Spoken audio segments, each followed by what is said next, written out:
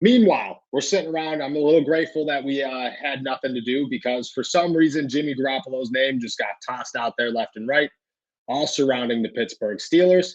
This time, I think it sounds maybe a little bit more realistic. Matt Lombardo, national reporter over at Fansided, said that the Steelers are making a strong, quote unquote, strong push for Jimmy Garoppolo, and that the asking price is either a second round pick or a third round pick and a player. Before we even get into questions, what are your thoughts on this strong push for Jimmy G? Well, for one, the Niners played this like perfectly this year. I mean, they proved that you can win games with Jimmy G, and the pick that they gave up for Trey Lance ended up being like late first round. Yeah. And now they're going to get value for Jimmy G in return when they deal him. So, as far as the Steelers, if Jimmy G was a free agent, this is a totally different conversation. I would just say, whatever, you pay him 15, 20 million, or whatever the market value for Jimmy G would be, and let it play out. If he needs to be the bridge guy, let him be the bridge guy. But it's different, I think, when you talk about having to trade actual assets for him. For one, Jimmy G's like the antithesis of what Mike Tomlin, Mr. Rooney have talked about wanting at the quarterback position. Anytime Jimmy G has to make a play out of structure, it's absolutely ugly. I mean, like worse than last year, Big Ben ugly. Anytime Jimmy leaves the pocket and looks to throw downfield, I mean, you saw it in the playoffs. Like, he had multiple balls that should have been picked off when he's trying to scramble. He's just not very good out of structure. And I really worry about, like, I think Jimmy is like a baseline starter at the NFL level. But I really worry about Jimmy away from Kyle Shanahan, because I don't think I need to explain to Steelers fans the difference between a Shanahan offense and a Matt Canada offense. So I'm all the way out. If it's a second or third round pick, I mean, those need to be long-term starter selections for the Steelers, who have a ton of holes, not just at quarterback. So I'm all the way out on a trade for Jimmy G if that's the cost.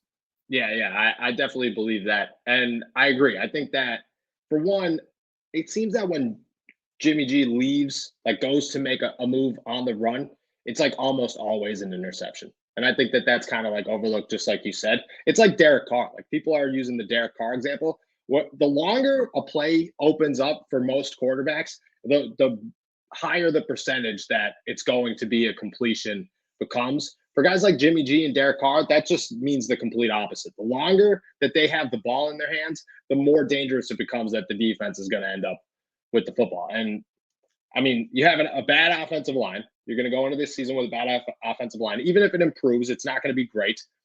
You still don't really know what the running game is going to look like outside of Najee Harris. And as of right now, your wide receiver options are Deontay Johnson, Chase Claypool, and a bunch of practice squad guys.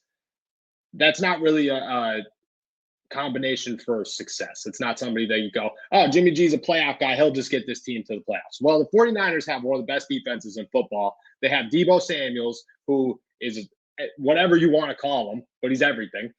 Brandon Ayuk, who's another great wide receiver, and George Kittle. That's not anything that the Pittsburgh Steelers have. It's a totally different set of weapons, a better offensive line. And the problem, like, even when you're talking about drafting like a first round quarterback or trading a second or a third for Jimmy G, like, when you're allocating those resources towards the quarterback position, that means you're not spending those resources on upgrading this offensive line. And that really, really needs to be priority number one for the Steelers this offseason. I know for me personally, I cannot watch a fourth straight season of terrible offensive line play. I cannot. No, I will lose my mind. It's good. That's where a lot of people, I think, are going with this. Is like, oh, well, if you trade for Jimmy G, and I'm not going to say Steelers fans, because I've seen Steelers fans everywhere just be like, nah, that's just, could we just? I am pretty proud. I'm pretty proud of Steelers fans, because I think this is a topic where they've definitely been level headed. Yeah, I agree. Nobody's like, oh, it's Aaron Rodgers, he's coming to Pittsburgh. Everybody's just like, all right, it's Jimmy G. Let's relax. How about no?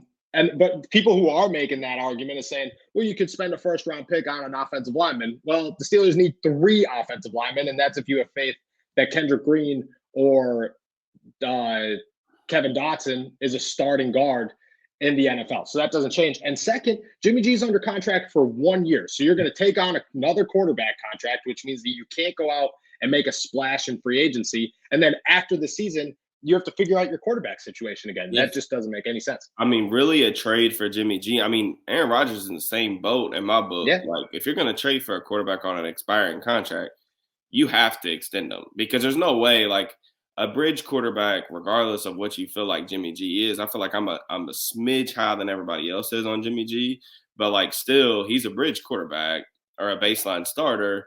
You can't trade a third or a second round pick for a guy that you're going to play for 1 year. I mean, if you're doing that, you need to be getting like an elite player, and you're just not. And they need to be in a Super Bowl window, and they're not. So yeah, exactly. To trade for a veteran, I mean, I feel like Aaron Rodgers, you can make an argument at all times, no matter what the situation is. You can just be like, well, it's Aaron Rodgers. You know, at the end of the day, it's Aaron Rodgers. Jimmy G's not in that classification. But if it's out there, second, third round pick, I think we can both agree, still not worth it. If they decided to, which I don't think they're going to. Who would that so-called player be? Is that just automatically Devin Bush? If no matter who you trade for it at any point in this, is it just automatically Devin Bush?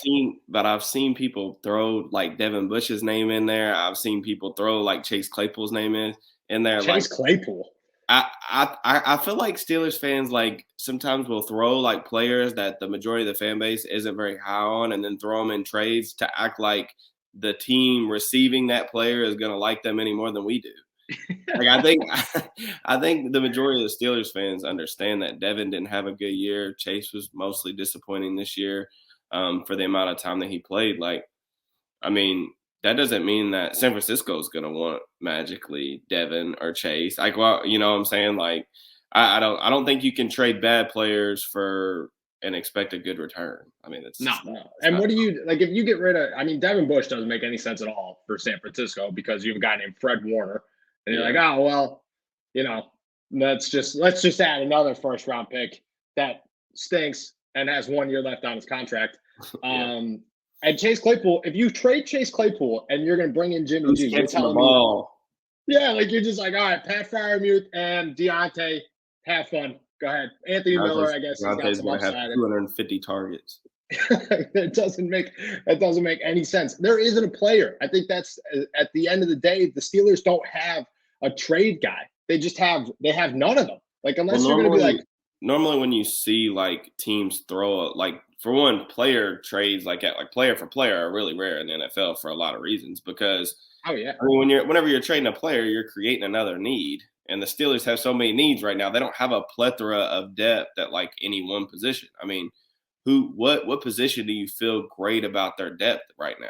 I mean, your questions at every single level on both sides of the ball. So, which that's the thing that the Steelers roster is just really, really top heavy, and it is what it is. And hopefully this draft and this offseason will fix that. But as of right now, on paper, they're really top heavy. Yeah, there's not depth at one single position on the Pittsburgh Steelers, unless somebody considers Joe Schobert an option for a trade. But if you're giving up Joe Schobert for Jimmy G, I mean, pull the trigger. That's just sure. Get him here. But that's what I mean. There's just no so all these reports of like, oh, a second round pick. Well, why would this NFL draft is so stacked that you're just like, oh, I'm going to give up a second round pick for a quarterback that can't win a Super Bowl this year because we're not ready to win a Super Bowl this year, or we're just going to give up a third round and a guy that we just don't have the ability to give up. Even if it is Devin Bush, if you got rid of Devin Bush, the Steelers have literally zero inside linebackers, but you're just going to send Buddy Johnson out there. Zero good ones. Yeah. Like you're just going to be like, okay, yeah, Buddy, go ahead, man. You're the answer. And I don't know. I don't think any reports at this point actually have looked at who the Pittsburgh Steelers are and said, yeah, this makes sense. So I don't know. I don't think a strong push could be the move for anybody. And at the same time, and this is a good transition, Mike Tomlin and Kevin Colbert spent the entire week not on the phone with San Francisco, but at the Senior Bowl, literally drooling over Malik Willis.